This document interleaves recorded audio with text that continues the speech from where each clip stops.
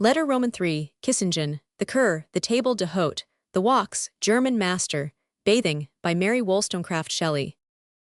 I am in the midst of my Kur, and we are all in the midst of a general cure of a regiment of sick people. It is odd enough to seek amusement by being surrounded by the rheumatic, the gouty, the afflicted of all sorts. I do not think I shall be tempted to a German bath again, unless I am seriously ill. Kissingen, until lately, was not much visited, even by the Germans, and was quite unknown to the English. The bubbles of the Brunnens brought the baths of Nassau into fashion with us. Dr. Granville's book extended our acquaintance with the spas of Germany, and in particular, gave reputation to those situated in Bavaria. Kissingen has thus rapidly acquired notoriety, and soon the English, who are flocking hither, will effect a change in the homely habits we have found. A throng of our country people soon effects a revolution, increasing both comforts and prices in a very high degree. All the Germans get up at 4, and parade the gardens to drink the waters till nearly 8. I contrive to get there soon after 5. These waters are not mere salts, like Carlsbad, nor mere iron, but a very diluted mixture of both. I believe them to be very conducive to the restoration of health, but they must only be taken under a physician's superintendence, as it is dangerous to play with them. The morning walk I find pleasant. I leave the gardens after each glass, and stroll beyond into the meadows bordering the Zala, away from the garish spectacle of the smart toilettes, and the saddening sight of the sick. I return to breakfast at 8, if that may be called breakfast, which is not one. So many things are supposed to disagree with the waters, that not only everything substantial, but also butter, fruit, tea, coffee, and milk are prohibited.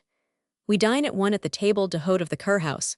The ceremony is, to the last degree, unsatisfactory and disgusting. The King of Bavaria is so afraid that his medicinal waters may fall into disrepute if the drinkers should eat what disagrees with them, that we only eat what he, in conjunction with a triumvirate of doctors, is pleased to allow us. Every now and then a new article is struck out from our bill of fare, notice being sent from this council, which is stuck up for our benefit at the door of the salamanger, to the effect that whoever in Kissingen should serve at any table pork, veal, salad, fruit, and C should be fined so many florins. Our pleasures of the palate are thus circumscribed, not to say annihilated, for the food they give us is so uninviting that we only take enough barely to sustain life, for strangely enough, though butter is prohibited, their dishes overflow with grease.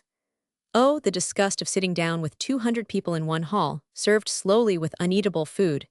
Each day we resolve to try to get a dinner at home, but there is a little knot of English about us, and we agree to endure together, but it is sad. Our evening walks are pleasant. We desert the public gardens, as you may believe. Sometimes we walk in the meadows bordering the Zala to the Sulen Sprudel, where the salt works are established, and where there is a spring of water strongly impregnated with gas, which boils up furiously at intervals. People have gas baths here, they ought to be carefully conducted, for though I believe efficacious cures, they sometimes kill. A Russian nobleman since our arrival died under the operation of bathing in one.